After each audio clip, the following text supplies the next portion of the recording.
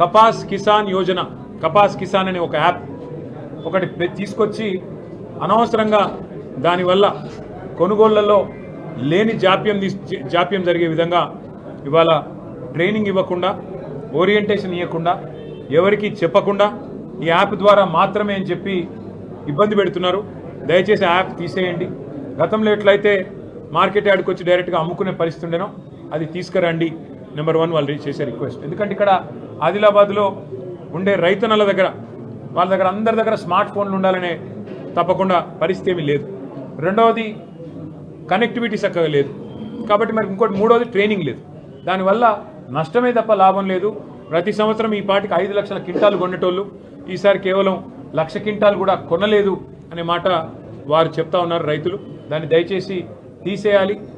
గతంలో చేసినట్టుగానే మరి పాత పద్ధతిలోనే కొనుగోలు చేయాలనేది మా నెంబర్ 1 డిమాండ్. ఎందుకంటే రైతులకు ట్రైనింగ్ ఇవ్వండి. కావాలంటే వచ్చే సంవత్సరం పెట్టాలంటే ఒక ముందునే 2-3 నెలల నుంచి ట్రైనింగ్ ఇవ్వండి. అందరినీ ముందే ఆ ఓరియంటేషన్లకు తీసుకురండి. అప్పుడు మీరు కావాలంటే పెట్టుకోండి.